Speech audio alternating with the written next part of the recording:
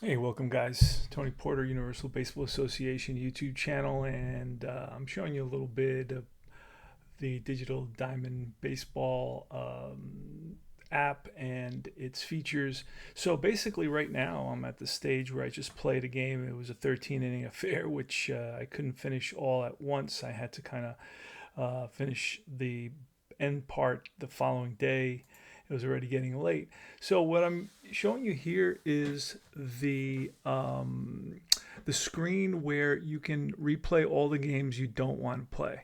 So here I can decide on playing games if I want to play Seattle at California or Boston to Kansas City or Detroit. Well, Detroit at Oakland I already played because I'm doing that Oakland 1980 replay.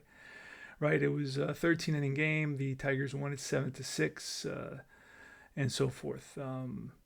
So let's look for a because usually what drives me to replay games are the pitchers, the matchups: Scrimsley and Nepper, Sutcliffe and Ruthven, Nolan Ryan. Right here, I may want to play this game: Houston at St. Louis against Bob Forsch. That looks like a pretty good matchup.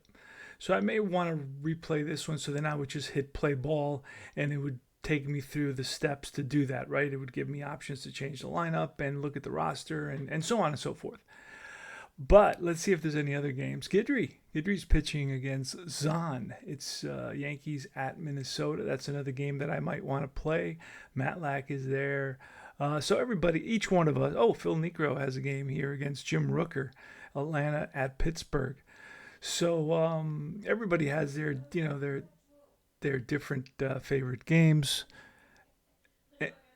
and so on. So basically, what I'm doing right here, right now, is I'm going to just fast play all these. Look how simple it is, right? I already played the team that I'm replaying, and I'm going to fast play this.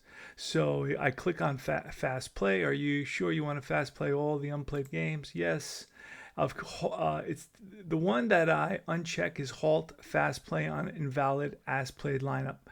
Sometimes I don't know what the deal is, if there are injuries or what is going on. If somebody's too tired to play, I'm not sure. But I don't want to deal with that, and it doesn't really make a difference to me. So I just uncheck that, and it's going to play through. Otherwise, it may pull up and halt at certain games, and then I got to go in and look at the lineups and make changes and all that. I don't want that level of accuracy. I don't need it. I just really want to basically play through my particular team season. So now, right now, as I'm talking, it's just played all the whatever games there were, 6, 12 games remaining, and they're all there. There they are. Let's see those games I did want to play. Right. Let's see what happened in those. It was Houston against St. Louis. St. Louis beat Ryan 6-3. Then it was Guidry. It was Minnesota and Guidry. Zahn beat Guidry 5-2. There you go. And then you had the Phil Necro. It was Rooker who and the Pittsburgh Pirates who walloped the Braves and Necro 9-3. So those were the games I wanted to play, and I did not play those. There you go, and that's it. So May 2nd. Oh man, my cards fell down because I'm in a bad place here. All right, still recuperating from surgery, so it's not that easy for me to get down. But I do have a grabber here somewhere. Anyway, all right. So that's it. So I just want to show that little excerpt of how you. So now I go to next day. I go to next day, and it brings me to the next day and all the pitching matchups here. They're all set up. And let me just go a little bit further because I am going to play the Oakland A's in the next game against the Detroit Tigers. Let's see if I could find it right here. Detroit at Oakland. It's going to be Morris versus Kingman, Brian Kingman. So I choose play ball. So this is where I grab my pitchers, right? I grab my pitchers, so I'm going to look for Morris. You get all the players. I'm playing Fall Classic Baseball, so you get all the players for $20. It's a fantastic game. I wouldn't be playing it if it was not a fantastic game, right? Join the Facebook group, Fall Classic Facebook group. So there's Jack Morris. Now I got to find Brian Kingman here for the A's. Brian Kingman. They had a five-man rotation in 1980, and most of their pitchers went complete games. They had a lot of innings pitched. Like I think Kingman is at the bottom, and he had 211 innings pitched. So it's pretty amazing. And then it gives me the lineups. Let me see, make sure you can see that screen with the lineups. Yep, yes you can. So it gives me the lineups, and now I'm going to set up the lineups. Now, guys like to change their lineups, and you can do that on the next screen. If you want to put Trammell first and Whitaker second, or Hibner fifth and Parrish third, you can do all that on your own. I don't care that much about it, so I kind of leave it the way it is. I'm going to take a quick look at what I have. Whitaker, Trammell, Kemp is going to be out. So Kemp is out. Hebner will be batting third. Then Champ Summers fourth. Then you got Corcoran is going to be in. Then you have Gibson and Brookins. Gibson and Brookins is in there somewhere. What did I do with Brookins? Hold on a second. I had Brookins here somewhere. I don't know what I do with him. Oh, there he is. Tom Brookins is going to be my my third baseman. He will bat last.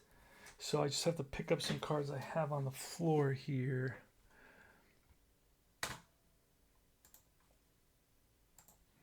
Okay, so let's continue. So my Brookins, and who was that? Kirk Gibson. What happened to Gibson? What did I do with him? Gibson, Peters, Stegman. Oh, Corcoran is the guy I was needing. Corcoran is third. There, it's Parrish, Corcoran, Gibson. Okay. Gibson is after Corcoran. There you go. All right, so the Tigers are ready. And then, of course, I'm going to look quickly, and I can see Newman in there. I don't think I had Newman in the game. So that's the only change I have to make for the A's. And then, of course, everything from this point on is going to be my own doing, and so forth, right? I'll make all the changes from this point on. I get both pitchers. I'm all set up for my next game. So let me show you the next couple of screens, and then I'll leave it at that. This is a short tutorial just to see how easy it works. So play ball, right? And then it says execute transactions. There may have been transactions on that day. There may be some of these players that were traded, right? I don't know what that means exactly, but maybe there was a pitcher that was sent to the minors and another brought up, or there was an injury and somebody was put on the 15-day disabled list on that day. So that would all be done. Probably not my starting lineup. Okay, so set lineups. You click down here to the right and it says set lineups. And this is, back in that previous screen was where I could change pitchers if I wanted to, right? Now this is where I could change my lineup. It's going to give me my roster.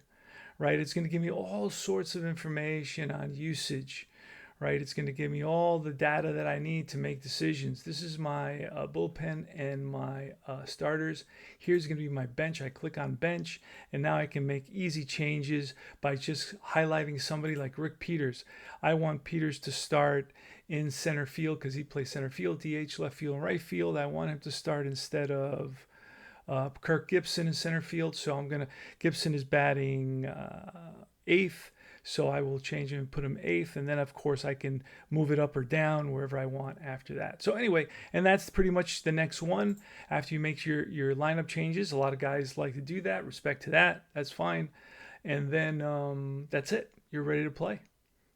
So I'm Tony Porter. Remember to like and subscribe to my channel. Comment. And also join Universal Baseball Association Facebook group. And I think I have a PC group too for Digital Diamond Baseball on Facebook as well. I believe that's there. Check that out, and check out the Fall Classic Facebook group.